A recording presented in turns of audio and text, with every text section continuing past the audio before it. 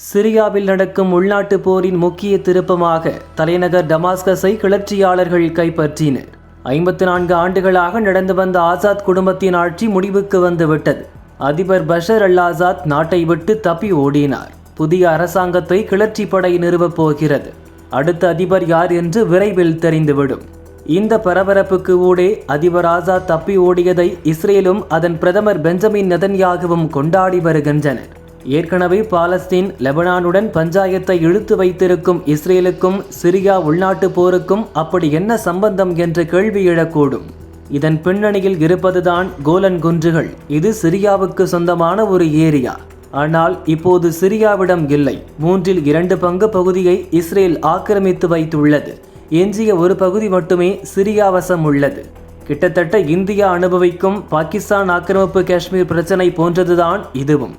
பாகிஸ்தான் ஆக்கிரமிப்பு காஷ்மீர் எப்படி இந்தியாவுக்கு சொந்தமோ அதேபோல் கோலன் குன்றுகள் சிரியாவுக்கு சொந்தம். ஆனால் ஆக்கிரமிப்பு காஷ்மீரை பாகிஸ்தான் கட்டுப்படுத்துகிறது. அதேபோல் கோலன் குன்றின் பெரும் பகுதியை இஸ்ரேல் கட்டுப்படுத்தி வருகிறது. இந்த ஏரியாவின் மொத்த பரப்பளவு 1800 சதுர கிலோமீட்டர், கிட்டத்தட்ட கன்னியாகுமரி மாவட்டம் போன்ற பரப்பளவு கொண்டது. சரியாக இந்த இடம் லெபனான், சிரியா, ஜோர்டான், இஸ்ரேல் நடுவே அமைந்துள்ளது. சிரியா பலவிதமான ஆட்சிகளின் கீழ் இருந்த நாடு. கடைசியாக அந்த நாட்டை ஆண்டது பிரான்ஸ். 1946 சிரியாவை விட்டு பிரான்ஸ் புறப்பட்டது. இருப்பினும் 1961 தான் சிரியா என்ற சுதந்திர நாடு உருவானது. அப்போது கோலன் குன்று பகுதியை உள்ளடக்கிய சிரியாவை ஐநா சபை அங்கீகாரம் செய்தது. ஆனால் 1967 இஸ்ரேல் சிரியா இடையே போர் வெடித்தது. 6 நாள் நடந்த போரில்தான் கோலன் குன்று பகுதியை இஸ்ரேல் கைப்பற்றியது. 1800 சதுர கிலோமீட்டர் பரப்பளவு கொண்ட மொத்த கோலன் குன்றின் மேற்கு பகுதியில் 1200 சதுர கிலோமீட்டர் பரப்பளவை இஸ்ரேல் பிடித்து கொண்டது. கிட்டத்தட்ட சென்னை மாநகர் பரப்பளவிலான ஏரியா இஸ்ரேல் வசம் போனது. ஆனால் இதை ஐநா உட்பட உலக நாடுகள் அங்கீகாரம் செய்யவில்லை. அமெரிக்கா மட்டும் இஸ்ரேலுக்கு ஆதரவு அளித்தது. கோலன் குன்றை கைப்பற்றியவுடனே தனது மக்களை அங்கு குடியேற்ற ஆரம்பித்தது இஸ்ரேல். இந்த ஆக்கிரமிப்பு விவகாரத்தில் இஸ்ரேலுக்கு எதிராக ஐநா சபையில் தீர்மானம் போடப்பட்டது. சிரியாவுக்கு உலக நாடுகள் ஆதரவு அளித்தன.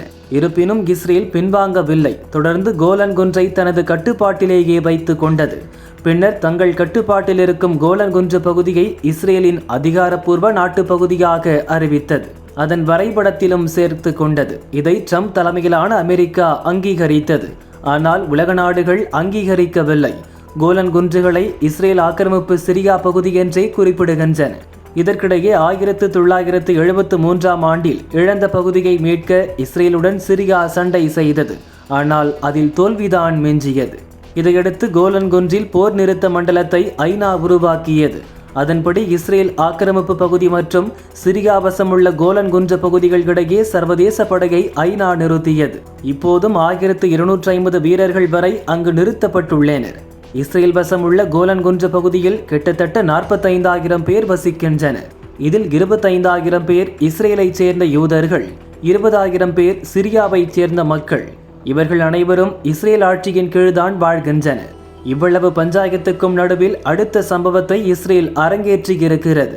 சிரியா கிளர்ச்சி படையினர் அந்நாட்டின் தலைநகர் டமாஸ்கஸை கைப்பற்றியதும் சிரியா கட்டுப்பாட்டில் இருந்த கோலன் பகுதியிலிருந்து இராணுவ வீரர்கள் பின்வாங்கினர்.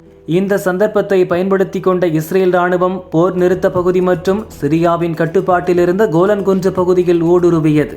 அங்குள்ள சில ஏரியாக்களையும் தங்கள் கட்டுப்பாட்டில் கொண்டு வந்துவிட்டது. இது தற்காலிக நடவடிக்கைதான்.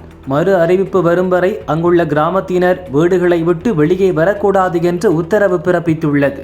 ஆனால் புதிதாக பிடித்த பகுதிகளை அடுத்து வரும் சிரிய அரசிடம் இஸ்ரேல் கொடுக்குமா அல்லது அதையும் ஆக்கிரமித்து தக்க வைத்துக் கொள்ள முயற்சிக்குமா என்பது தெரியவில்லை. கோலன் குன்று பகுதியில் கூடுதல் இராணுவத்தை குவித்து வருகிறது. இதன் மூலம் இஸ்ரேல் அடுத்த பஞ்சாயத்துக்கு தயாராகி இருக்கிறது என்பது மட்டும் நிதர்சனம்.